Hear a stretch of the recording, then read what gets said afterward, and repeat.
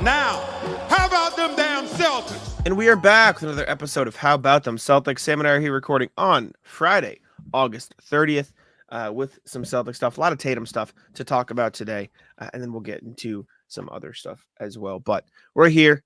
This is actually the last time we will be recording in August. I can say that for an actuality this time, and it's not going to be lying to you guys. And you guys are going to be hearing this on the actual last day of August. But yeah, how you doing, Sam? Should we celebrate? I'm doing great. I hate Confetti? August.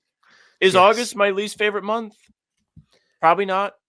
Maybe it's September. No, August might be, because at least August might September be is the like worst. college football. Like you have like more of the signs that the NBA is coming back. You have fantasy football starting up. If you're into the NFL, you have that too. All of you jerkers out there, I'm sure you love it. But yeah, I hate August with a passion. I don't even August sucks. I don't even know if there's any like good birthdays in August. Does anyone have a birthday that we know? I don't want to slight anybody. I don't know anybody. I bet we're missing someone, but I don't, like, off the top of my head, I have no idea who would be a birthday in August. And I definitely am forgetting like one of my friends or like a family member that I know that has a birthday in My August. friend's newborn son. Congratulations. On purpose, by the way. What do you mean on purpose? First friend to have a kid on purpose. Oh, I see what you mean. I thought you meant I thought you were saying they had the baby in August on purpose. I'm like, that's an odd timing to go for. I was like, yeah, we're at that stage of life now where I know on purpose kids are coming along. Me Not and that there's Danny anything wrong with the not on purpose kids. I know. Me and Danny keep seeing people that we went to high school with like getting married and stuff. We're just sitting there like, what the hell am I doing wrong? Like, what the heck? It is great. The weddings are I know. fun. You go to a wedding, it's good. I haven't been to a wedding in a while. I feel like I'm gonna have to start soon. But anyways, before we get into the actual podcast, fantasy football, I did create a league for How About Them Celtics League. Good. Yes. So I'll share obviously the link with you. And then we had some interest in the comments.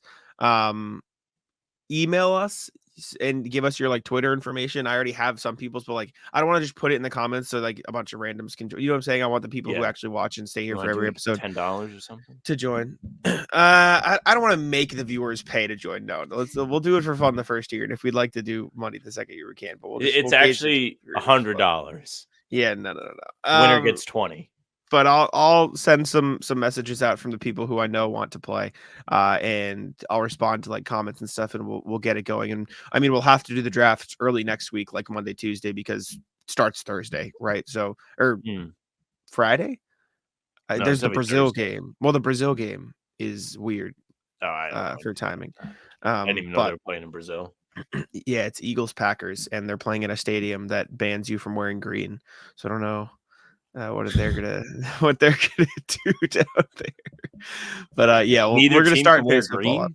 Well, no, I don't know. They might make an exception for them, but there's like a rule at that stadium that you're not allowed to wear green. I don't know why. I just saw it on TikTok. Well, fuck that stadium. Yeah, I don't know what's happening. But yeah, we'll get fantasy football sorted out. I'll send out some links and DMs, et cetera. Comment down below, send an email, do whatever to get you on our radar so we can get you in the league. But anyways. Let's start with Jayson Tatum. Jayson Tatum's new shoes are out almost, or they're coming. They've been October. They have been probably right around the opener. Yeah, would line up. They've been released in the sense that we know what they look like, but not released to the public yet. That will come in October. But I'll pull up a picture for you guys to take a look. I think these are my favorite Tatum shoe designs yet. I think they're really cool. I like the Tatum ones a lot. They just fall apart. They don't last. They break. They're such a good shoe to play in too, man. They are. They're light. I prefer the twos. Feel good. The twos are all right. They fucking stink though. Like you play in those long enough, they reek. I think these are not just me. My favorites because these are like very unique. Like there are no shoes that look like this. This is a very unique shoe design, but it also looks look pretty like functional. Forgive me, I don't know the shoes. So some of the Reebok shoes they had in the early 2000s, they kind of look like the Kobe Crazy 8 Adidas shoes. I see it a little bit, but like it's not. It's an unconventional looking shoe, and I like I'm a fan. Idea to be unique. Okay, they look like kind of.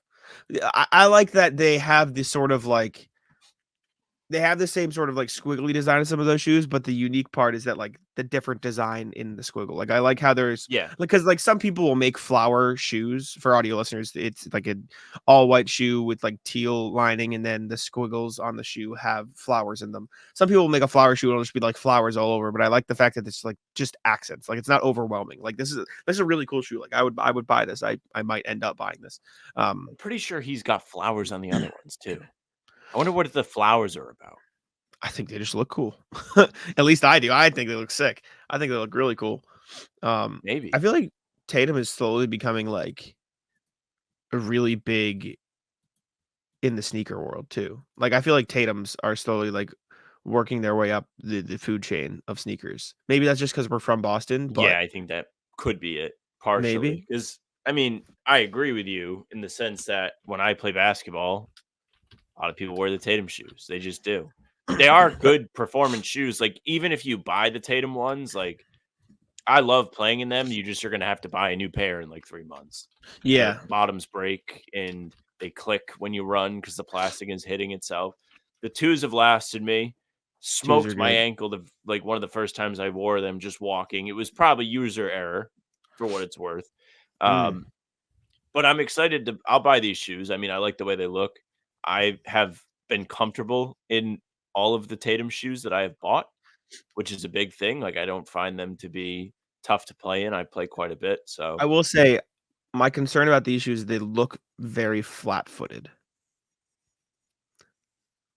If you know what I'm saying. Like the back of the shoe. Necessarily.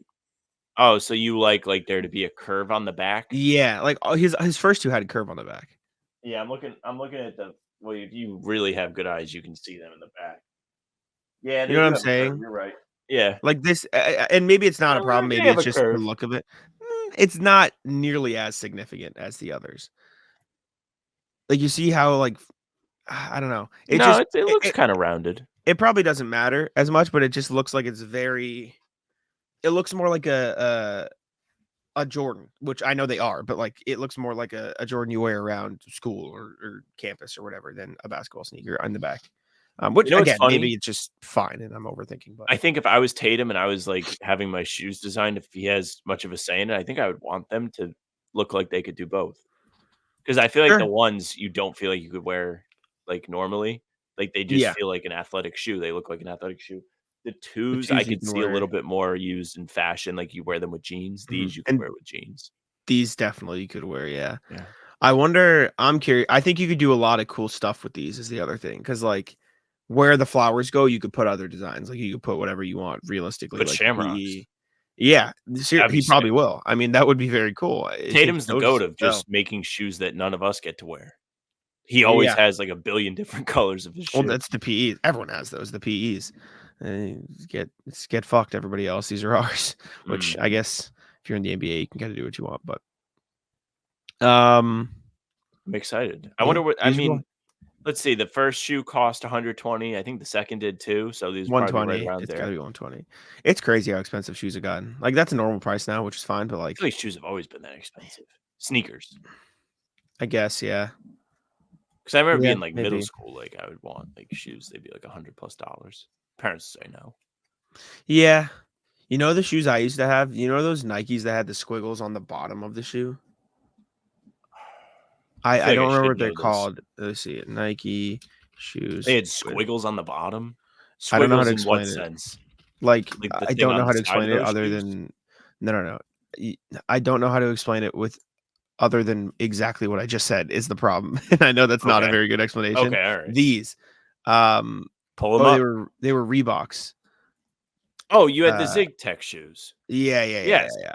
Everyone had those. Were cool. I had a blue. I'm saying these, right? I had these. Yeah, these are fire. I liked those shoes. Yeah, they're interesting. I'll tell you what. You have good marketing. People buy anything. It's true. Those were so cool. It was. I think John Wall was wearing Reebok at that time, and it was like they called it Zig Tech. So like whatever the hell it was supposed to be better for you for whatever reason. Yeah. Remember the Nike Elite socks that everyone wore? The Elite had to. My mom would buy me like ones that had the boxes on the back, but they weren't Nike. Yes. Like, I remember one year for Christmas, I got them, and I was like, "It sucks, dude. Just, like, pay, like, the extra $5." And then there was the necklaces and/or bracelets that you wore. I don't know if you Oh, played the baseball. fighting. Yeah. Yeah. Like yeah. Yeah. Those Those would were it's like necessary. what Jalen wears now. Yes. Yeah. Exactly that. Same kinda explanation for it. Same idea. Anyways, speaking of Tatum can't stop hurting his own brand. Or just putting himself. Jayson Tatum was in China with Zion and Luca Fucking for stay there. this Sorry, I got it. Jordan event thing. And he and Zion were playing like fans in 1v1, which is a cool thing. Like it was probably a cool event, whatever. And he's like the one clip that came out of him was just missing like 3 layups in a row, which was unfortunate. Pull it up. Here you go. Here's Jayson Tatum. Just poor guy. You know what? We really don't give enough credit for good defense. Like, this It's true. guy's I don't know if I would defend him that well. He stays kinda with him, beats him to the spot on the block. If he goes down, it might be a charge. It is tough luck. That guy can tell all of his friends that he made Tatum miss 3 layups. Poor guy. Now Tatum's just getting clowned all over social media, which fair enough. I get it. Whatever. It's Do we gonna think happen. he was missing on purpose? What'd you say? He kinda looks like he's missing on purpose. It was weird. Like, he looks like he's throwing it really hard off the backboard for a layup. I think he was just like being way too nonchalant and just like, which, but like, yeah, poor guy. Everyone's calling him Angel Reese. Would you even want to play against an NBA player? Like if you were there, would you even want to play against him? Yeah. I don't know what I would feel. Because I'd be like, yeah, but I'd be like, it's not fun for either one of us. Like, I'm gonna get shit on. You're not gonna try, and you're gonna feel bad if you try. Yeah, it is. I'd do it. Yeah, it'd be fun. Why not? It's like one of those things. Like when is the next time you're gonna have to do it? I would only want to play against him if I got the ball first, because then I could score or maybe score on him and be like, I scored on Tatum. And then you quit. Yeah. Yeah. John Corrales had the same ankle. idea. Same idea, by the way. Like the Sean Kemp Reeboks. Yeah. Which I kind of see. They look cool. It still looks cool. No, yeah. I like it. I'm a fan. Yeah. I have nothing else to say about the Tatum misses. Yeah, a lot of people over in Shanghai. I feel like Tatum was just here too. Like he was at some like community cookout event or something. I saw a picture. Yeah, I mean it's just the Jordan event, so we had to go quick. Yeah, it's just got to be there for the Jordan event, man. Just see you later. Get out there, buddy. With Luka and Zion, who both lost a lot of weight, it looks like this summer, which is crazy. They're on Ozempic. I guess so. We'll see what they look like during the season. PrizePicks is America's #1 daily fantasy sports app with over 5 million active members. PrizePicks is the easiest and most exciting way to play daily fantasy sports, and unlike other apps, on PrizePicks, it's just you against the numbers. All you do is pick more or less on 2 to 6 player stat projections and watch the winnings roll in. Get in on the daily action with your friends and become a part of the PrizePicks community today. Preseason football is underway, but you can also pick more or less on 2024 season stats on PrizePicks. Will Patrick Mahomes throw for more or less than 4,300 yards? Will CJ Stroud's sophomore season result in more or less than 4,150 yards? Enter your season picks before week 1 kicks off. PrizePicks is available in more than 30 states across the country, including California, Texas, and Georgia. Me and Sam used PrizePicks all season long during the Celtics playoff run, especially in the finals, Eastern Conference Finals, Eastern Semifinals, and the first round. We were picking more or less on Tatum dunks, on Drew Holiday threes, and always pick the less on the opposing star just to add some spice to the game. Download the PrizePicks apps today and use code CLNS for a first deposit match up to $100. That's code CLNS on PrizePicks for a deposit match up to $100. PrizePicks, run your game. Another Jayson Tatum thing, because this is the Jayson Tatum show now. Tom Brady left a comment on one of his Instagram posts or something to that effect. I believe is just what it was. I think it was in reference to the Athletic article where it was talking about how he handled Team USA. Basically what we did our last video on. Yes. So 2 videos ago, because this is Sunday. Tom Brady said, a true professional, true champion, and a great teammate. We should celebrate people who care more about the team success than the individual success. There's so many people involved in every organization who don't always play a, quote, starting role, but play a huge part in the success of the team. I have more respect for Jayson Tatum now more than ever. Now this is what we should be teaching our kids. And so Brady, just handshake, shout out Jayson Tatum. That is a fantastic social media post. Like, if you blocked the user, like if I did not know that was Tom Brady and you did not tell me where this came from, I would have told you it was in the Facebook comments of something. Like, this is exactly how somebody Tom Brady's age would be commenting on a post. I'm typing in ChatGPT, write me an Instagram caption about praising Jayson Tatum for handling getting benched in the Olympics well. It's not the same. No. So he didn't completely rip this, but this is actually this sounds like the same.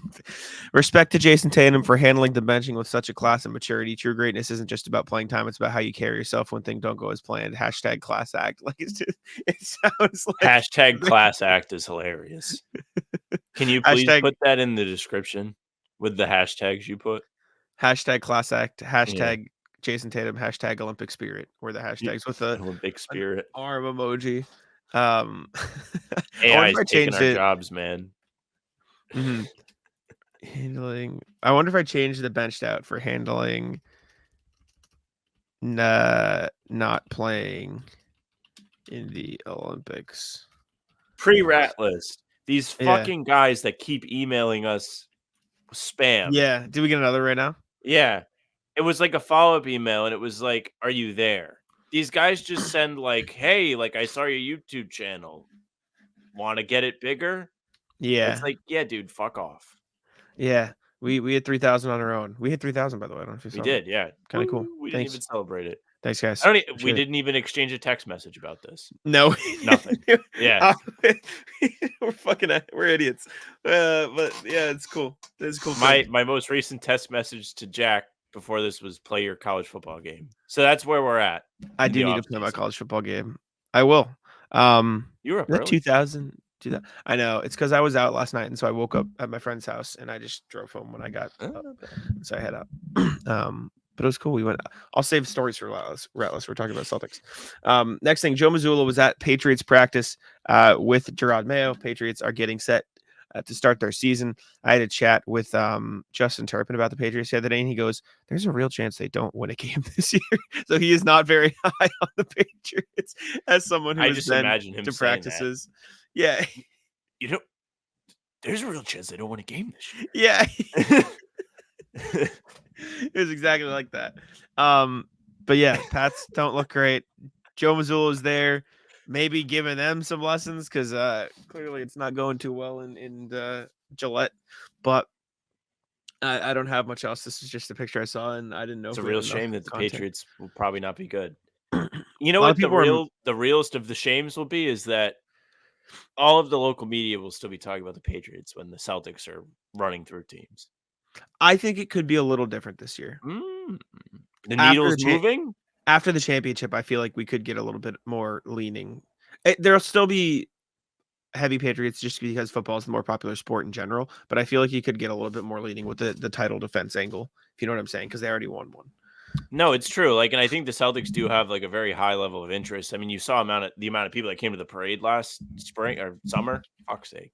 And it was over 1 million people flooding the streets. So a lot of people got behind this team. Like, the championship experience was one that lasted quite a long time building up to it. You know, you had people roped in for years upon years upon years with the notion that they were going to win somewhat soon. It felt like they were going to win. I mean, I've done the spiel. Like, it felt like they could have won 6 years in a row, really. Like, they had the opportunity to. And, you know, that comes with people respecting your brand and your organization. Like, people think of the Celtics as class. They think that they are going to put the best team out there to win. And now that they've done it, they may have the respect of the greater, like, just sports fan base, the people that are just in it to watch winning teams in this city. Yeah. Yeah. I hope people get on board with the Celtics. Do you? I don't know if you actually want. No, I do. In particular. I do. Why wouldn't? What do you mean? I mean, you hate people. Me too, but you hate people in the comments. I like The football people are the worst people. Like, those are the people you're bringing in. You're not bringing in people that are in the trenches all the time. In my defense, I like the Lonnie Walker video is what Sam's referencing here because it went out yesterday, and I was just like, I was mad people thought Lonnie Walker would play over Peyton Pritchard. I feel like it is a minority though. Like it is not the majority of the people who comment on our videos. So we I do will love say all that. of you that watch. Yeah, because if you're watching us, I think you care enough to watch. Then you can learn more too. Respect. But it's different than just being on Twitter firing off stuff. I'm just speaking of Twitter. I just opened my Twitter to like refresh and just look at other stuff. Somebody said JD Vance is in Boston in time for Alston Christmas. There's no way this is a coincidence. Did you see Hulk Hogan was up here? No. He was in Rhode Island. But Alston Christmas is everyone's just moving out on September 1st, so there's just like a bunch of dumpsters and a bunch of shit outside in the streets. You gonna go? And stuff. Well, I have to go. I'm moving to Alston. That is where I'm going. But I delayed my move a little bit, so I'm going on the 4th instead of the 1st. So I hope it's a little bit better by then. But you're excited? Yeah, I'm pumped. It'll be fun. Hopefully the Wi-Fi holds up, but it'll be a good time. I love the people I'm moving in with, so I'm very pumped to be out of the house. I'm a little sad, but more excited than anything else. But anyways, as Sam's frozen, I'll introduce the last Celtics thing before the email and hope that he comes back in time. So we'll see if his internet saves him. Unlike the justice system was able to save Big Baby, I'll use that as the intro. Big Baby. He didn't get saved. He's been delayed. Okay, buddy. I had a heater. What's it called? Transition, but your frozen ass didn't hear it. So don't critique me for what you didn't hear, bucko. What I just went through is the equivalent of a pilot, like the plane's failing and he's flipping all the switches. Yeah, I said let's hope Sam's internet saves him better than the justice system failed to save Big Baby, and you missed it. Yeah, and then you came in, you shit on it because you heard the last sentence. Motherfucker, it's just your Wi-Fi. Don't come in here critiquing me for filibustering for your dog shit Wi-Fi. All right, give me a break here. I'm trying. You're the pilot. I'm the co-pilot, sitting there waiting with my fucking parachute. Okay, I'm drunk, and you're like, "What the fuck, dude?" Jesus. Yeah, Big Baby. Is going to prison, but he delayed his prison sentence because he's working on a documentary about his life, and he needs to finish filming and stuff. And so the judge said, "Yeah, okay, you can delay your prison sentence for that." And that's got to be A1 most insane thing I've ever heard. That documentary's never getting done. No. If I'm Big Baby, I'm never finishing it. He's got to take your time. Who's buying that? Like, the next question is who's watching that, but what streaming service is buying that? I have no idea. Not me. There's so much Big Baby doc on the HBTC YouTube. Honestly, I give him $100. I give him 100. You want $100, Big Baby? I wonder if we can have Big Baby on the show whenever he's trying to launch this. We get him you think from. He's gonna be able to do a press tour. He uses his collect call for us from prison. You think he's going to a prison, or he's going to one of like the nice prisons? I think he'll go like rich guy prison. I think he'll go to like a Fetty Wap prison, Young Thug prison. So like, yes, prison, but not like closer to what Rikers. Like the second one is. He's not going to Rikers. You know, like right? He's not going to go fucking. He's going to prison for like tax fraud or like insurance fraud is what it is. Yeah. That was one of my favorite stories when it happened, by the way, because like him and like 6 other NBA guys were like, hey, we all had root canals on the same day. I was just going to say that. I'm like, if you're going to commit tax fraud, be better about it. Like, do it smarter. Like, don't. Come on, guys. I always like, there are other crimes I think of when I think of this, but like, I'm like, if you're going to do this, like, wouldn't you like make sure you did it right or like got your money's worth? Yes. And like, I guess not. Apparently not. Who led that? Who was the worst? Tony Allen was in it too. No, Terrence Williams. Yes. Tony Allen, Shannon Brown, Melvin Ely as well. Interesting. Was Etwan that on the NBA? What do you mean? If you like really think about it, like for not like giving these guys like good enough pension or whatever, like you know how Tony Snell's essentially trying to keep getting that 10th year so he can get lifelong benefits. Wait, Darius Miles is listed on this, and he hosts the podcast with Quentin Richardson. He's gonna make his money back somehow. That's what I was gonna say. Like, is he just gonna? Anyways, yeah, I guess maybe partially in the NBA. 10 years to get the full stuff does seem aggressive. Like 8, 5. Like, come on, it's got to be past. I think 8 because it's a rookie scale deal and then another full contract is like fair. Yeah, I mean the league makes enough money. Yeah, exactly. I feel like 8 is fair. 4 and 4, maybe 7. It's not my money. Make it. Give it 1 year. You're good. You're set. Not my money. Yeah, Luka League Garza. You're pass good, brother. doubles in price. All right, let's go to the email here. See what y'all have to say. Reminder, as always, email us at hptcpod@gmail.com with your thoughts. And a reminder, excuse me, again, fantasy football. I just completely blanked. Fantasy football. Email us or comment down below with your Twitter if you'd like to be included, and we'll go through and figure it out on our end. I already know a few people who want to do it, but we'll get the rest sorted and have a draft early next week. Few emails from RJ today. First one, the real question about Lonnie Walker IV. Evening, folks. Well, that made on August interesting. I was excited to see the Woj bomb that the Celtics had signed Walker, then intrigued when Shams reported it was an Exhibit 10 contract. I can't imagine the Celtics really getting Walker to Maine, nor cutting anyone else to keep the 15th open. So I'm curious about what does this mean for other free agents still in the market? I don't think anyone was expecting someone with as much demonstrated skill as Walker to come in on a G League audition contract. How do you think this will affect other teams and players as they negotiate? Be well.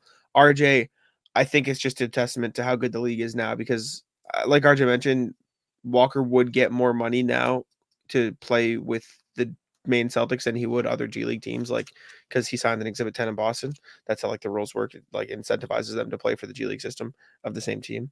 I think there's just not enough roster spots in the NBA for the level of talent there is now.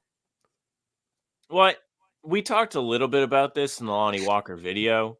Yeah. And I think the CBA's got a little bit to do with this because the teams are just like, do I really want to spend money on this guy? Like, wouldn't I rather Also very draft true. somebody? Like they're putting more stock into these guys that they have long-term control over. And people like Lonnie Walker, who are like, off that rookie deal, and they still are absolutely competent players. Like in the video, I was like, I really could see him helping a team that's trying to make a play-in / low playoff seed push. And yet he falls to the Celtics on, like RJ says, pretty much a G League audition contract, or maybe a, end of bench audition contract, but nonetheless, far less of a role than he could be playing on some other. Yes.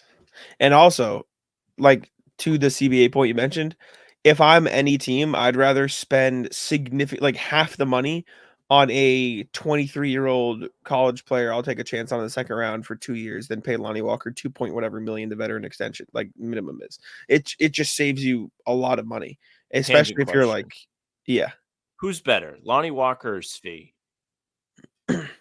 Lonnie Walker, I think, is better than Svi. So, with that context, Svi just got a 4-year, $15 million, right? $15 million. Yeah. So, like, that's like my point. Like Lonnie Walker could be playing on a team like Utah, who may be one of the worst teams in the league, but hopefully by the end of Svi's contract will be competitive. Yep. I wonder if that's because I mean, like I said on the episode, I still don't think Lonnie Walker's a good 3-point shooter. Like I'm still not in on him as a shooter, and I'm in on Svi as a shooter. Better or worse than O'Shea? Poor guy. Like I guess you can see. I just think Lonnie Walker's overrated. Like I think he's a good player, and I'm excited to see what he can do in Boston. I think he could be a good long-term project, but I think he's like everyone looks at like, oh, he's shot efficient from 3 and averaged 9 points. Yeah, the Nets were terrible. He shot really hot for half the season, then really like not good at all for the second half of the season. He's not a great defender. He's like, I don't know, like he's better than Svi, I think, just because he's gotten the opportunity to prove himself more. But I think if you put them both in like a one-on-one, like, you know what I'm saying? Like I think they're on the same tier of player. Or like maybe Lonnie's 1 tier up, but like I don't think it's that egregious. Utah gave the more proven shooter the deal because I do think like for example, there's more room for Svi to grow into a Max Strus type level player than Lonnie Walker too, if that makes sense. Yeah, I think so, and the extra size definitely helps. Yes, 6'7" versus 6'4". So I don't know. I'm interested to see how this. I love Svi. I'm also just biased. I like Svi. Lonnie Walker's better, but you can see the vision more for Svi to become an impactful role player, whereas Lonnie Walker is probably skill set better suited to being like a Malik Monk type guy rather than a straight up role player, if that makes sense. So that's kind of what I see. Anyways, thank you, RJ. Next email. Theater notes, morning, folks. Jack's per your request 6 is the actual title of the Broadway musical about the 6 wives of Henry VIII. Oh, production is very colorful and energetic. I got introduced to it by my then 9-year-old kids. The arrangements are incredible. As with any Broadway musical, the singing will blow the doors off. By the way, Sam, I miscast Adam Silver in Wicked. Given his policy on uniforms, he should be all of the flying monkeys. Be well, RJ.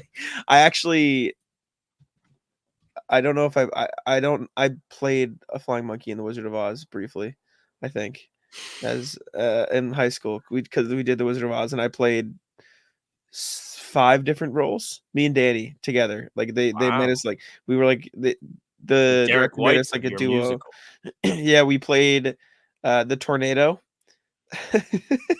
and that sounds stupid, but we had to put on the morph suits. That was a morph suit. Is it like the mocap type suit, or that kind of thing? Mocap suit. The fucking head to toe. I think we have different words for the same thing.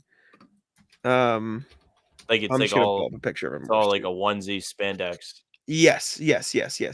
These we had to wear these like a Spider-Man costume with no design. Yes, we had to wear this. So we wore this, and for the tornado scene, they put Dorothy on like a little house with wheels, and me and Danny had each side of it and just spun it around, running around on the stage while the music was playing. So, it's actually like a fun, creative idea from whoever was in charge of that. Yeah, and they had a bunch of girls in morph suits as well, like dancing around with like what do you call the this was in college things. or high school? High school. What do they have? What do they call those streamers, with like streamers like to symbolize the tornado? Maybe I'll find a video of it eventually and show you, but I don't have it. We were also hotel workers because there was a hotel scene. Don't ask me. I don't remember what we were. We had like 5 different things, but we were the tornado was the funniest. I wonder if I could act. You think I could act? You do local theater? No. You don't think so? Absolutely not. You'd laugh. Why? I might laugh. You'd laugh. You'd be sarcastic. You'd think it was stupid and not want to do it. I don't know about that. I could be in like a comedy play. I might laugh. I don't know. I don't think you could take it seriously. Let me know what you think. Absolutely not. If I took it seriously, I think I could do it. But that's the problem. You wouldn't take it seriously. I even take it seriously. You barely take this seriously. I take this very seriously. I just have fun with it. This is different than scripted play. I don't think you'd be willing to take a play seriously. Okay. Last email, a serious Celtics email. Ooh. Morning, folks. In the light of Lonnie Walker, the 4th signing. Time for that to come up. Yeah, right. I thought I'd offer a very early take on the Celtics roster expectations for the coming year. My usual groupings of the starting 6, Circle of Trust, Stay Ready guys, and Lobster lads gets a new tier, the load managers. These will be the players who get more minutes than the Stay Ready guys as the Celtics deal with the rest and recovery issues. Okay, here we go. Excuse me. The starting 6 are down to the starting 5 because of KP's recovery. Brown, Holiday, Horford, Tatum, and White. All these guys will pull 30 to 36 minutes per start, with Al maybe coming in between 26 and 32. Circle of Trust is Hauser, Cornette, Pritchard, Porzingis. KP slides into this group because of his recovery timeline. Coach Mazzulla will not hesitate to use him, but keep an eye on his workload. Load managers, Kada, Springer, Tillman, all 3 of them can vault into the Circle of Trust, but will definitely get rotation time based on matchups. As everyone's of the starters looks to get more rest this year. Stay ready, guys. Walker, Walsh, and Watson. This is my gut feeling, but all 3 of them to seem most poised to play Celtic style basketball from the start. I'm not saying that Walsh and Watson won't be on the Portland shuttle, but I think they'll be up in Boston more often than the next group.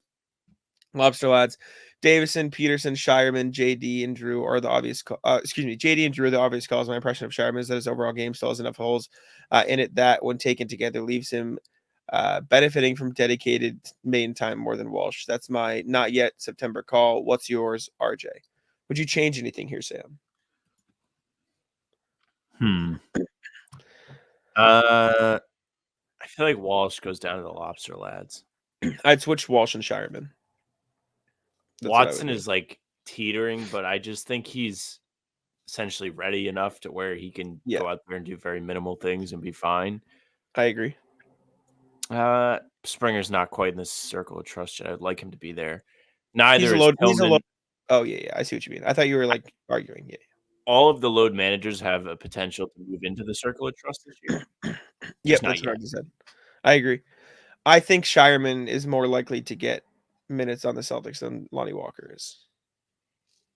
And that's not because I think Shireman is better than Lonnie Walker. I just think he would be a better catch and shoot 3-point guy. I think they'd want to develop him more than they'd want to test out Lonnie Walker. I don't know. And maybe that's crazy. Maybe I could just be very wrong because I don't know how much they want to play rookies. But I'm very intrigued to see how they handle Shireman as a rookie versus Walsh as a rookie, considering how different their college careers went and how NBA ready different they are when they stepped in. Yeah, it goes into that same like CBA discussion where it's just like, hey, we have this guy. We don't have to pay him anything. It's like the real world, dude. Like you get out of college, they're like, we'll pay you $2 and you'll be happy to be here. Exactly. It's experience. Yeah. The NFL season is almost here, and as much as we love Celtics basketball here at How About Them Celtics, I love watching Pat's games in person. I saw the Chiefs game this past year. They kept it close for some of the game, but then Taylor Swift took over the Jumbotron, and the Chiefs ended up winning that one. But make sure you are ready to use Game Time. Game Time is the best place to find your tickets for all live sporting events, concerts, everything like that. I saw Noah Khan in concert recently too, and you know Game Time is the place to be. Game Time has a new feature called Game Time Picks that makes getting tickets to see your favorite teams play live even easier. Game Time Picks filters out the fluff to show you only incredible deals on great seats so you don't have to waste time searching through thousands of tickets.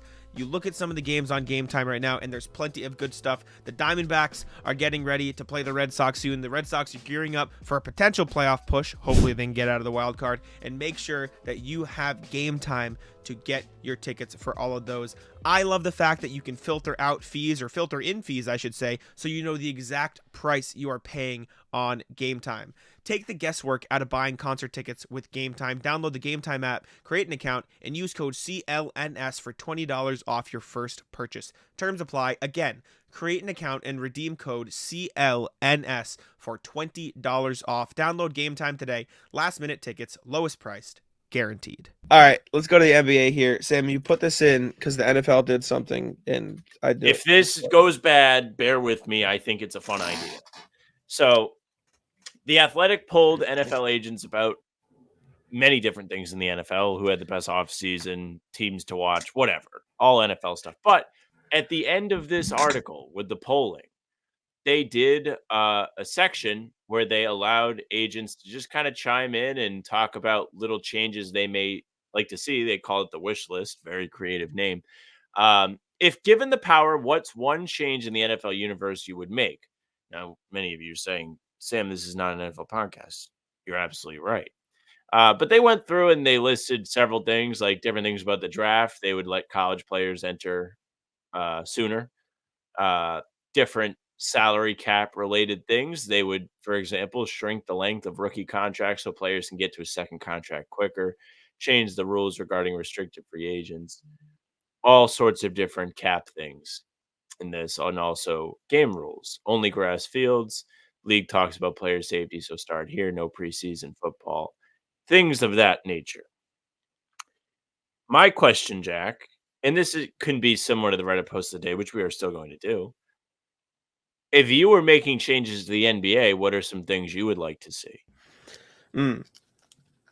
Number one is expansion, but that's coming, so that feels like it's cheating. It's got to be. I knew you were going to say that first. I would go further. I'd go 4 teams. Just go 4 right. Teams. Just get 4 teams in.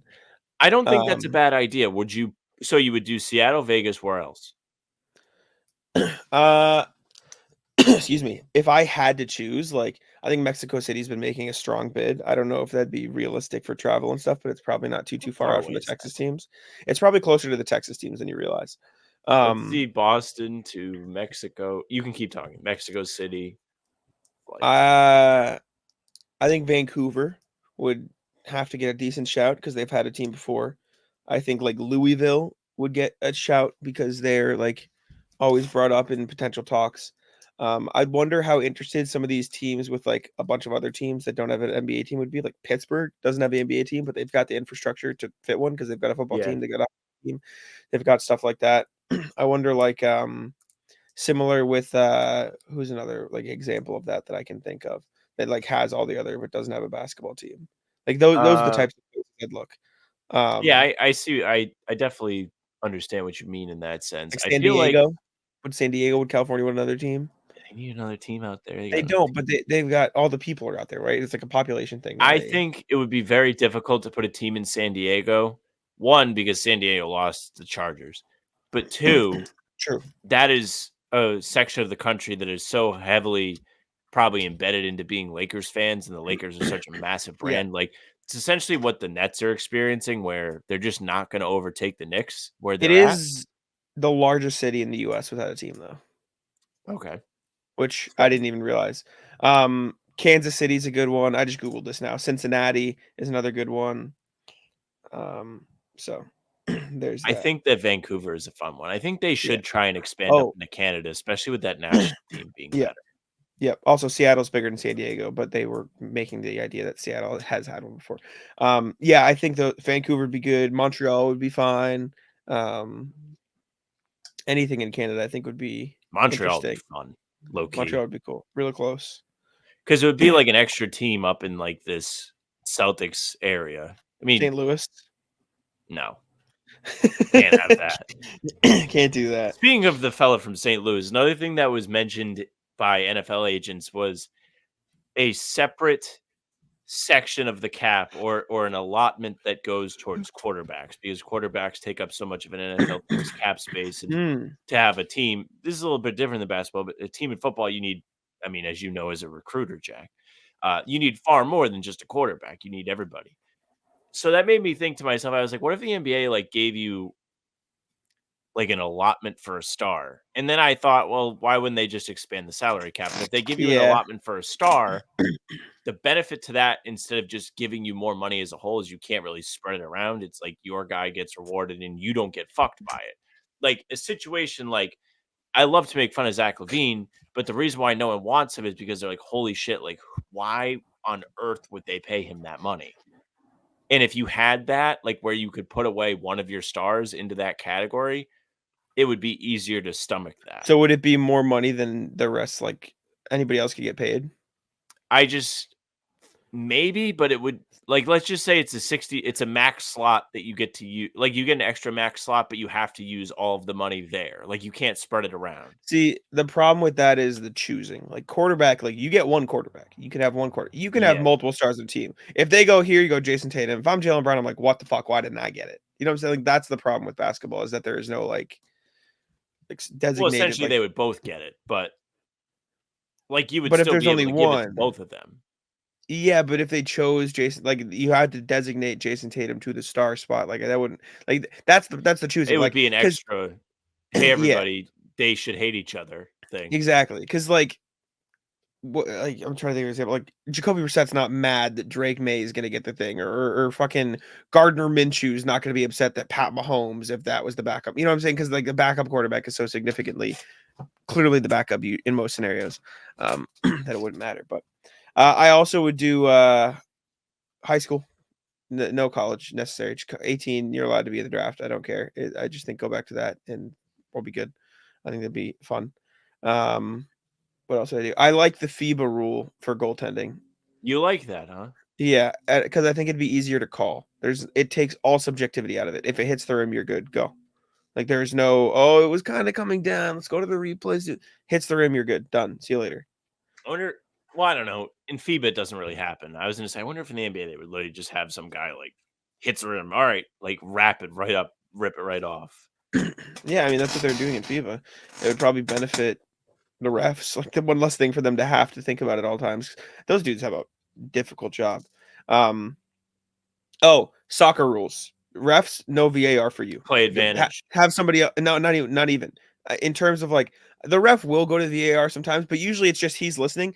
We don't need you to go to the monitor, refs. You have a whole fucking crew in Secaucus or wherever the hell. I do think they kind of do that, but they do still stop the fucking game. Like you said. Yeah, but do you know what I'm saying? Like you can't tell me you can people. I would love to see this Yeah. NBA game. These calls can be made in 2 minutes, max 2 minutes, and you can just go to them. They'll make the call. You'll say like, okay, it's this. We don't need you to make it on the court, right? They can do it over there. The technology is been there for years. Like, get it done. I'm over it.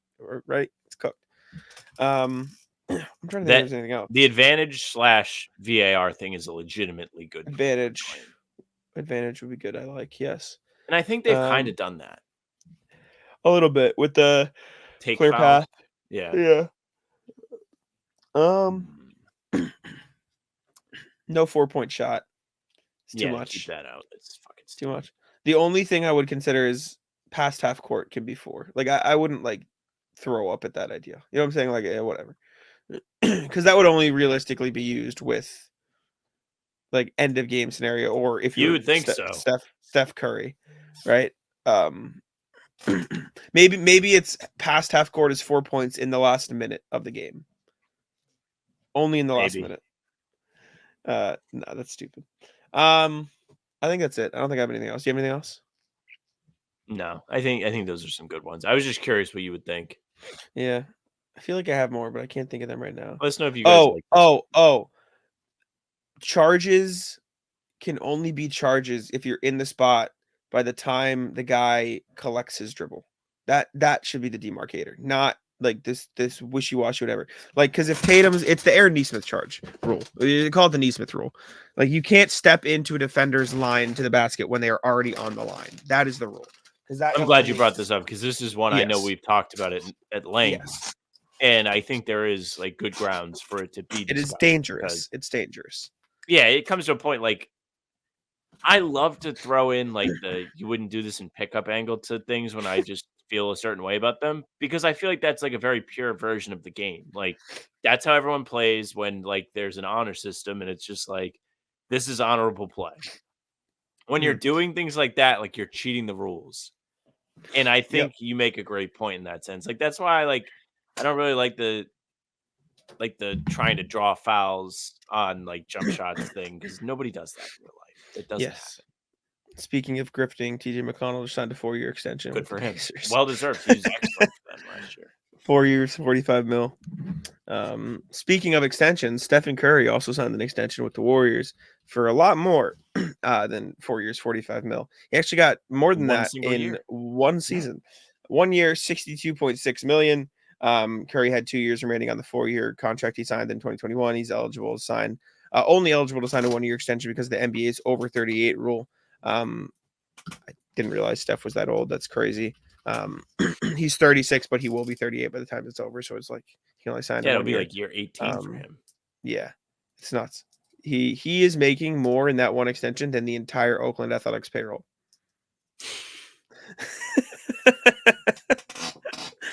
That's like that. Quite the poll. Whoever originally posted that. Yeah, it wasn't me. I saw it. On good Instagram. Aggregation, nonetheless. That's crazy. That's man. Insane. That sucks for people that like the A's, man. They're gonna lose their team, and they have such good colors. All right, I'm gonna shut the fuck up. I sound like your girlfriend if they don't like sports. Like if you ask like them to fill out a college basketball bracket and they know nothing about college basketball, like, oh, I like the colors of this team. That is me. Sometimes they work better. It really does. The payroll for the A's this year. Let me see. Make sure I'm correct here. 62.57, and he is getting 62.6. It's crazy. They have the lowest payroll in baseball by over $22 million. That's impressive. Back to Curry. Kind of think he shouldn't be doing this to the Warriors if he wants to compete. Boo. You get your money. I will never, ever, ever, ever, ever get mad at any player ever for taking the most money they can get. I refuse. I will not do it, because I know if I was in that same position, I would do the exact same thing. That's fine. But by doing that, you should have to waive all of the no help claims. See, the no help claims things I get, but that is generally not the player out there. Like Curry's not going to go out here and say, fuck these guys, I have no help, right? Like that's going to be the media LeBron does narrative. that. That's going to be the media narrative. But it's like, it's wildly overblown how much actual players say, I have no help. Maybe LeBron has done it. Maybe KD has done it. But like in general. I was thinking about being like, Katie literally accidentally Yeah, tweeted yeah. that he had no help. But I'm never going to be mad at them for making a player, especially considering teams have put together championship rosters while players have been on max contracts like this. Like, it's not like it's this unheard of thing. Like, if they can do it, you can do it. If he wanted to, he would, as the TikTok trend goes. Like, they can, it is a possible thing. So I'm never going to be mad at players for taking their money. Like I said, I still think it's stupid, completely, utterly stupid. Jalen Brunson didn't take the most money he could. But more power to you, brother. Yeah. Depends what your priorities are. If your priority is coming in second place in the Eastern Conference, that can be your priority. But well, if he takes the max, then they are really going to be cemented at second. I'm not passing up on $150 million. I will not. Don't care. I just refuse. I just will not. I don't know. I guess generational wealth is a thing. Like I'm such a selfish person. I'm just like, what do you need that for? You're a piece of shit. Got to get your money. Speaking of money, wow, this really just rolling in today. Michael Porter Jr. talked about money in basketball in a similar lens. Yeah, I guess, yeah, the way we're discussing it. MPJ got a max contract, but he said this on the Austin Rivers podcast, which funny. It's quote, I would play basketball, before my injuries. Now it's a little different. Like, it sometimes feels like a job, but I love basketball so much. I would have played this game for free as long as I could eat. So I loved it. So like the money, that was never my goal. My goal was to like take this as far as I could take it, be as good as I could be. So man, the money is almost honestly made sometimes, has almost honestly sometimes makes it a little bit harder to enjoy the game. Jesus. Because with a max contract comes a lot of expectations on consistency. You're supposed to be an all-star. You're supposed to be this, that, whatever they say, blah, blah, blah, which I get. Like, I understand. Like, all these guys grew up playing basketball not because of money, because they love basketball, and now they are thrown into the world. That too. But like, Ayton. They love basketball, or they're tall. DeAndre Ayton, Bobo, Mo Bamba. But the point is, like, most of these guys, like, this is just what they love to do, and all of the money and stuff. It's like the pressure that comes with that. I can't imagine being a very fun or enjoyable thing. Like, all you want to do is play basketball. All you want to do is like you said, he'd say, if I could eat, I'd play it for free. Like, if they just like, I would just do it. I could live off of it. Right. And they're getting all these millions of dollars, all these eyes on them, all these pressure, all these expectations. You almost feel like you have to play up to standard or play to do that, or do it like it's a job rather than it's the game that you played. And I think that can show up on the court sometimes and almost have the opposite effect, because like you're trying so hard that it just fails. So I get it. I get what he's saying. But yeah. Yeah, I mean, he's dealing with the me's of the world. They're like, Steph Curry, you should take less money so your team can be better. And I mean, I can see the angle of like, yeah, when you get paid, it's annoying because everybody's like, what the fuck, dude? You should be playing better. But you're also getting paid like $50 million a year. I don't think he's saying it's annoying. I think he's just saying like the pressure it puts on you almost takes some of the joy out of it, because you become so focused on the money that you get away from the game itself. Like, I don't think he's saying like, fuck these guys for putting the pressure. I think he's just saying it's like, it sucks that has to be like to think about that takes away from the ability a little bit to just focus on basketball. And I think he's just like missing or wishing that it wasn't as much pressure. Like, I don't think he was like attacking anybody for talking it like that. That's not what I'm saying. Yeah, but that's just the reality of it. I mean, with the salary cap and everything, you have to earn your share of the salary cap, or your team's gonna suck. Mm-hmm. Hey, champion Michael Porter Jr., by the way, champ. Yeah. I do forget Michael Porter Jr. exists. Like, he is one of those players that I just forget is a person. He's supposed to be like KD. I know. He's a lot better than I thought he would. He had a good season last year. He averaged 17 and 7 on 48-40 splits. Like, not bad. You did damn good. That's fine. What does he make per year, by the way? Let me check. Let's check the Nuggets. He makes 30, 35. Oh yeah, that's fine. What are we doing? People got to get off Michael Porter Jr.'s back. Michael Porter Jr., yeah, he makes 36, 38, 40. Okay, that's a little more than I thought. But still, though, like, he's a high-tier role player. as much as people don't like it, that is high tier role player money now. that is just what they're gonna get paid. Anyways, next thing, Ty Lue talked about Paul George leaving in the context of wanting to prove people wrong, that they're going to be better than people realize. He said, when you lose a guy of Paul George's stature, instantly people think, oh, they can't win, or oh, they're not going to be competitive. He said this to ESPN's Young Mr. I'm going to say that wrong. I'm sorry. But just challenges me even more. Like, okay, people are counting out, or people don't think we're going to be good. That right there gives me an extra dose of motivation. I can't wait to prove everybody wrong. And so I put on the question, how good are the Clippers? And so I wanted to take a look because I feel like I am one of the people who have counted them out a little bit. So I'm going to put it in the private chat. This is the first thing I thought of on reading this. We talked about the Western Conference not long ago, and neither one of us really think that the Clippers are going to be any good. And for Ty Lue to come out, also Ty Lue's like not playing, so it's not like he can be like, yeah, I'm going to go out there and cook this year with my extra opportunity. Like, no, you have to coach. So this is the first thing I thought of. This is after LeBron leaves the Cavs, and Tristan Thompson says, well, we're still the reigning Eastern champions. So until you take it down from that, teams ain't got much to say. Boston, Philly, they got much to say. Boston had home court game 7, lost. Philly, fuck off. You guys almost got swept. Toronto, we really know that story. So freezing cold down, take. Not much they can really say. Oh, Tristan, what happened that year? What was the record that year? Not good. Not good. Then he got traded. So someone commented 3 months ago, still does. Yeah, man. I think the Clippers are gonna still be fine. I still think they'll be a playoff team. I think they'll get past the plan. They might be in the plan and have to win their way in. But they still have an okay roster. Like Kawhi, it all depends on if Kawhi's healthy. That is it. That is where it starts and ends, yes. Right? Because like they still have James Harden, and I think people forget that. And James Harden can step up and play a bigger / different role. I still think he's capable of that in whatever context. It just matters if he's happy enough or not to play it. Which is another coin flip like Kawhi's health. So it's a team of coin flips there, I suppose. But like that's all they do at practice. I know.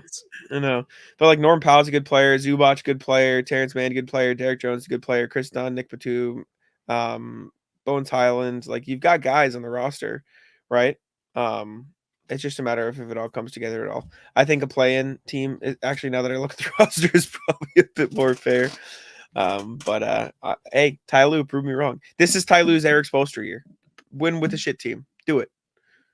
Crazy. You know what I'm saying? Go do something special. They don't have a Jimmy though. They have I know they have Kawhi. Kawhi. Exactly. Yeah. Go win with like, they have like team. Playoff. What do they call them? Playoff fallers? What were they saying last year? Playoff risers and playoff fallers. Yeah. That doesn't sound fallers, right, but I know what you're talking about. Decliners, playoff. I don't know. I don't have the answer. All of our brain power can't get there. Yeah, between the two of us. Playoff. I think fallers gotta be it, right?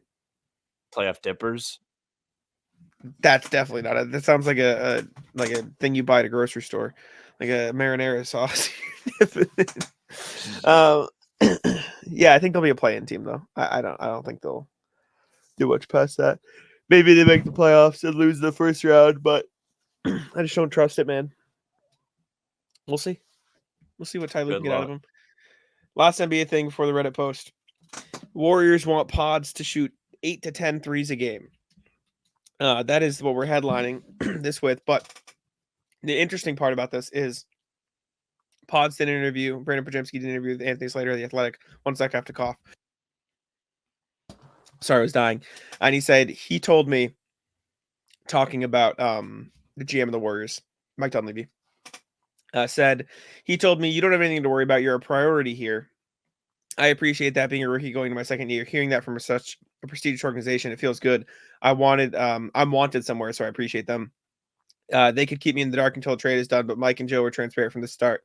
Draft a Paul George situation to the market situation, basically saying, like, you're good. So it sounds like they really wanted to be a part of it. And 8 to 10 threes a game would be a crazy jump for Brandin Podziemski, who averaged 3.2 per game this year in 20 plus 26.6 minutes a game, 38.5. He's a good 3-point shooter. Yeah. Okay. But which means they want him to just be a catch and shoot player. Or handle the ball more. Maybe. I mean, Steph can't handle it all the time, right? Like he can't How always many have threes a game Steph shoot? 11. 11. Okay. I guessed. I haven't looked. Let me see if I no ball. I just clicked on Del Curry and get it end it all. 1 sec. Steph shot 11.8 last year. Yeah, second most of his career. Okay. Yeah, I guess that's realistic then for a ball handler. I'm just trying to think of like dudes that are like the main guy that take that many threes, like as like the guard.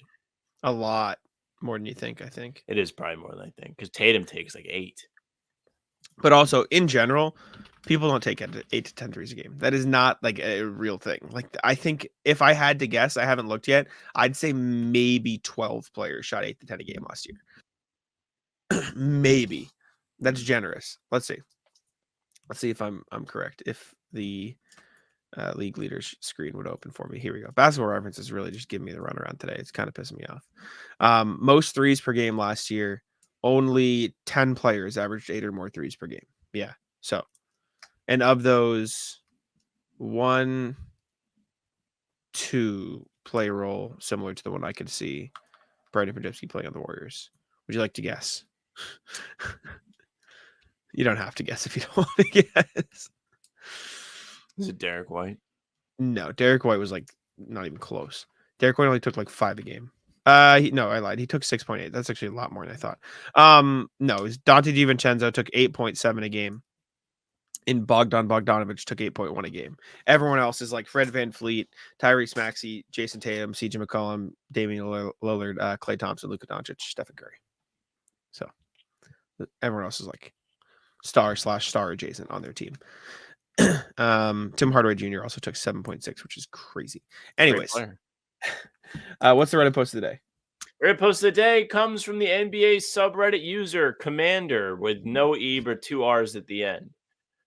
What's one team where you struggle to see the vision for, whether it be the short term or long term? Basically asking about what's the team where you really don't understand their plan for this season or for the long term. It can either be a contender whose roster construction doesn't make sense. I'm sure my Suns will be a relatively popular choice, or a rebuilding young team where you don't think that their young core is going to pan out. And outside of the capturing the flag with 2 Gs, don't really have a clear path out of the bottom. For me, it's the Pelicans. The offseason isn't over, but as of now, their front court is incredibly shallow, and they are one Zion injury away from a disaster. I just have a hard time believing that this team, even if they stay healthy, can compete with the upper echelon Western Conference teams to give their roster construction. Jack, what is the number one answer? I know you're expecting. Are you expecting like the Bulls? It's the Jazz for me. I have no idea. It's the Jazz. I think it's the Jazz. I have no idea. Well, the top Reddit answer was yeah, the Bulls. I get, but at least I feel like they picked a direction this summer. They have now made a decision. Right? Yes. Like they decided we're done with this. What are the Jazz doing now? Like for what? They're gonna be one of the worst Laurie teams in the league. Thing is weird. Year. Yeah, the Laurie thing is weird. They signed Drew Eubanks to a multi-year contract. They signed Svi Mykhailiuk to a multi-year contract. They are keeping Laurie, but they're still going to be like the worst team in the NBA. I guess maybe that's a plus if you can keep your all-star and also be one of the worst teams. Like I truly think the Jazz might have like a bottom 3 record in the league this year. Like I think it'll be the worst. They seem like they are one of the great fits for that. I think they're going to be the worst team in the Western Conference this year. I think Portland's going to be better than them. That's fair. I don't see it. Another good answer. Honestly, it's the Heat. Their window is already closed. Yeah, I don't know what the Heat's doing either. That's confusing. I feel like we haven't known what the Heat have been doing for a while. Like even when all the current pieces of this team came together, it was like, really? They think they're going to be anything with Jimmy? Why did they sign Lowry? Why did they extend both of them? Like, then they made the finals. So I guess twice. Yeah. Shit. They beat the Celtics twice. The Raptors are also weird. Don't really know what's happening up there. Because, like, on the one hand, build around Scotty. I like RJ and Emmanuel quickly, but then you also trade stuff for, like, win now pieces. And, like, Kelly Olynyk last year, you traded a first-rounder, top 10 pick for Jakob Poeltl 2 years ago. I don't really know what's happening in Toronto. They're kind of weird. Kind of odd. Yeah. Another one I really like struggle to see what the Hawks are doing nowadays. It doesn't seem like it's setting the world on fire, but it's not god awful. I just don't see them changing the franchise around with this lineup. It's a good group, but a ragtag group, in my opinion.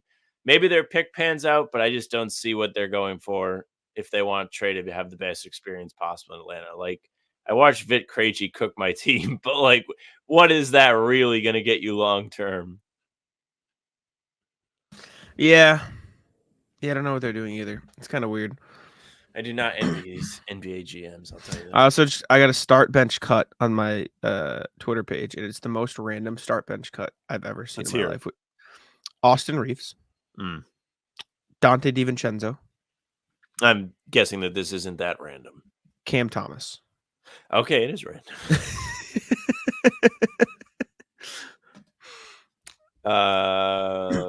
I know my answer. 100% off rip. Probably start DiVincenzo, bench Reeves, cut Cam Thomas. Agree. 100%. Cam Thomas just feels like he falls into that category of guys who Walker. don't really get why they're in the NBA and that their role will never be being the guy. Yep.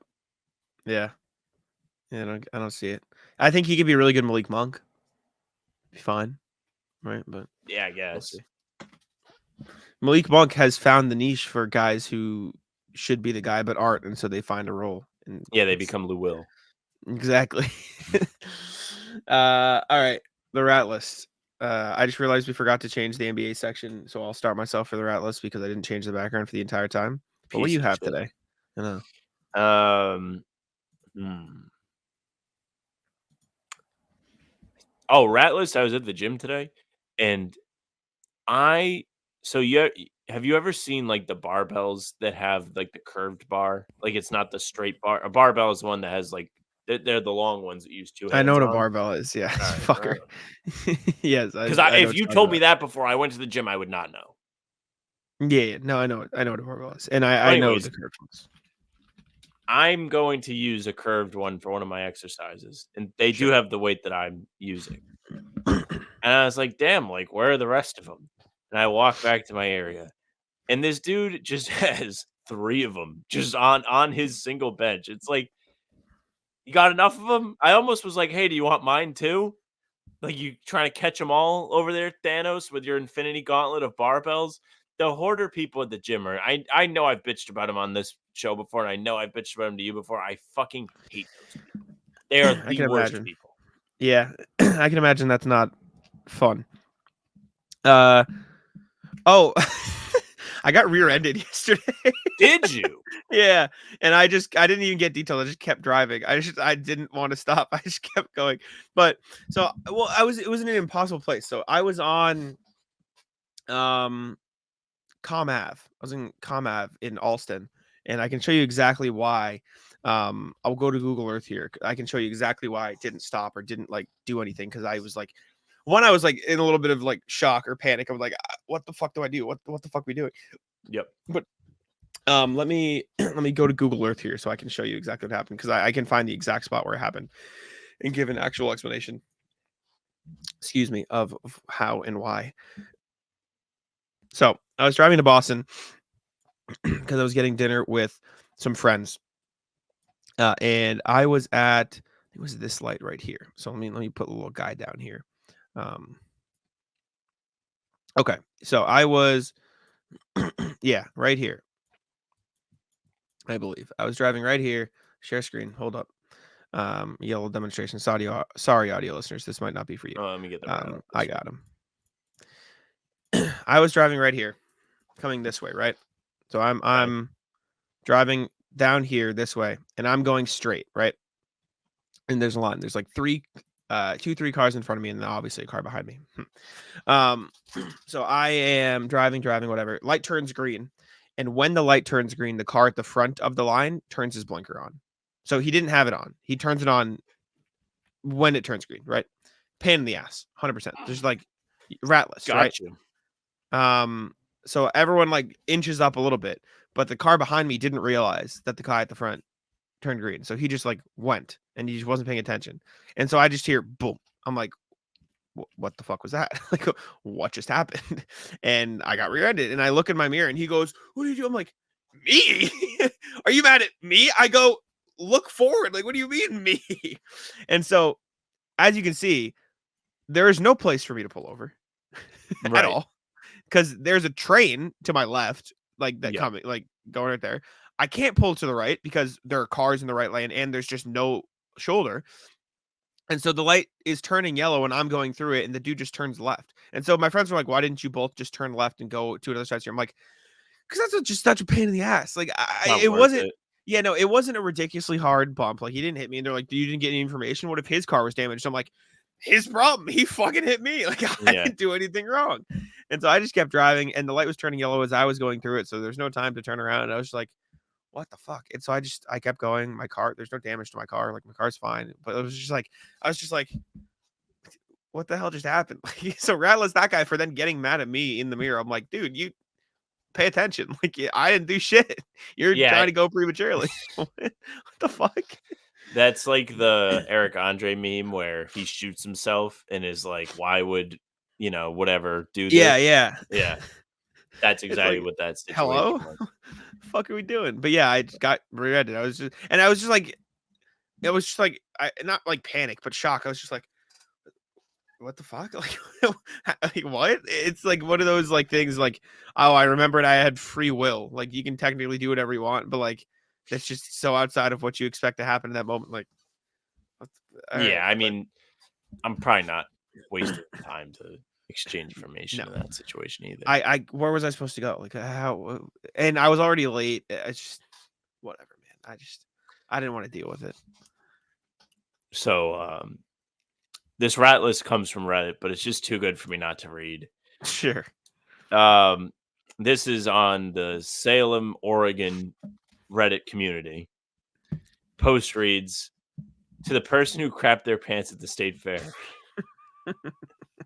I have a money clip with money in it and your keys. They must have fallen out in your haste to get out of your soiled pants. I'm also curious why you decided it was best to leave your filled jeans and boxers on the hood of my car. Message me with a description of your keychain so I know you're legit. Update 1. I had someone reach out who claims it was their friends who shit their pants at the fair. But when I told them I found jeans, they said their friend was wearing khakis. They are reaching out to confirm. Update number 2. 5:50 p.m. A man reached out and described the keys, and I'm satisfied he is the owner. You can all stop DMing me for a picture of the shit-filled pants now.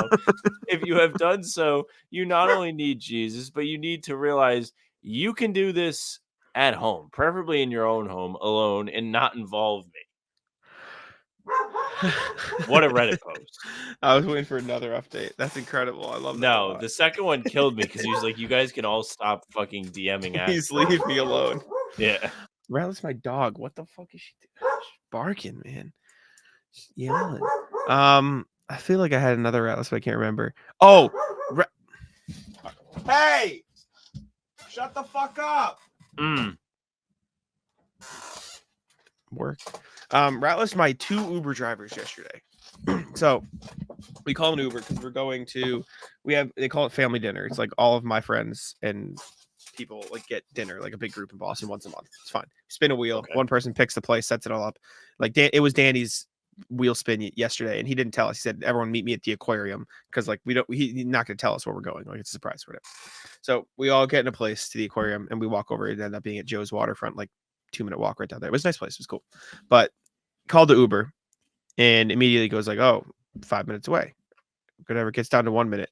Take a wrong turn. Now, if you don't know the apartment, because I'm at the apartment that I'm moving into, it's a lot of one-way streets. So his wrong turn added 5 minutes. Like we're like, okay, well, we're gonna be late now. So he comes down, get in the car, fucking starts whipping this shit, like just going unbelievably fast. And his phone keeps saying, "Oh, make a U-turn here. You went the wrong way. You went the wrong way." Just going his own way. Like he is terrified because I'm like, we're getting kidnapped. Like we're gone. And so he's taking wrong turn, whatever. By the time we get there, not only did he mess up getting to the apartment, but we're also 10 minutes later than the expected time was on the Uber just because he took his own way. And then our Uber ride home later that night, going just also unfathomably quick, like just so fast late at night, like 11 at night. in like a 35 zone, just going to 55, like ripping in the streets of Boston. And this isn't like a highway 55 where it's like open. Like we're in Boston, we're fucking cooked. Like this is insane. Also, Ratless, my friend Ryan, for Uber etiquette, we're getting in the Uber there. We got like a normal Uber, so 3 in the back, 1 in the front seat, and there's 4 of us. Now, I'm not saying I deserve to be in the front seat. I am 6'2", 250. Yes, generously. More like 260.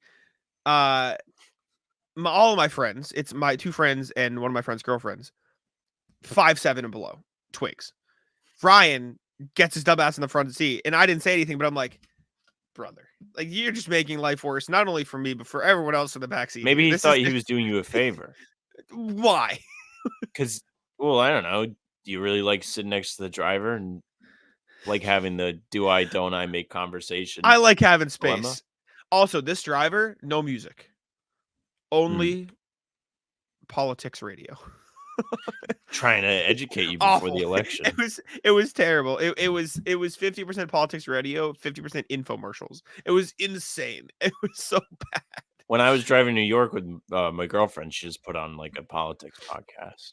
No, she didn't. She was like, you need to listen to this. I was like, did she actually? Yeah. Oh, it wasn't bad. I don't know anything about it. No, that's a tactic. That's the way I like consume my media. Is I listen to stuff. Yeah. I thought it was funny. That's they definitely like not the clips point of Trump of the podcast. talking. Like it was funny. And it was You pretty. definitely It was missed like the from the point New she was York trying to Times. make. Like it was pretty like non-biased. I Mm. felt they were just like laying out like what each person stands for. I was like, okay, this is helpful. Yeah. Well, there you go. I don't got anything else. That's all I have. You have anything else? Final quick rat list was I was on Reddit today and I saw a post of, I guess in 2010 in China there was a traffic jam that lasted 10 days. I've seen this. Yeah, I was like, I'd literally kill myself in like the car. People like left their car in the street and walked. I gotta look it up now. I hate to hold everybody up. I gotta figure out what the fuck caused this. I don't know what it was. It's a good question, but you can let me know. Let's see. 10-day traffic jam, China. The incident was caused by several factors, including obstruction from road accidents and trucks transporting coal from Mongolia to Beijing. Over 730 million tons of coal were transported. I thought that was going to say spilled. Dude, if somebody... It was 12 days. If I was in traffic for 12 days, I'm not going to say what should have caused this, but you can imagine. Like, it has to be one of the biggest tragedies ever for that to be acceptable. Yeah, that's really bad. I still don't think it's even acceptable. You got to open up side streets at that point and get people out of there. Like, yeah, you got to... What happened? You got to fix. Yeah, no. 12 days. Like, 1 day is egregious. 24 hours? You know what I'm saying? Actually, anything over an hour is egregious. Exactly. I get mad when I drive into Boston. 12 days, I'm not making it out. Anyways, that'll be it. Appreciate y'all for tuning in. Make sure to leave a like, subscribe to the podcast. Follow us on Spotify, Apple. Again, fantasy football. Comment down below. DM us. Whatever. Just get in contact with us. We'd appreciate it very much. Leave a like, subscribe, and I'll take it up. Yeah, thank you very much for listening and watching. Make sure you subscribe to the channel, leave a like, comment, and hit the bell. You don't want to miss any of our daily content. New stuff at 5 a.m. every morning. Pods like these are coming at you Tuesday, Thursday, Sunday. Game recaps will be here the morning after each game, and we have other videos in between to keep you busy up until the season starts and then throughout the season. You can find us on Spotify and Apple as well. All of our pods and recaps will be there for you, so if you follow those, go right to your feed. And if you leave a 5-star review, we'd appreciate that very much. Email us, hbtcpod@gmail.com. Send your thoughts on the team. Send your thoughts on the rat list. Again, the email is hbtcpod@gmail.com. All of the socials are at How About Them C's for Twitter, Instagram, and TikTok. Our Facebook page is just the name of the podcast. All of our streams are there. They're on Twitter. They're on YouTube. Jack's Twitter is at Jack's1NBA. Mine is at Sam with Ransom. It's it for us. Tic-tac-toe.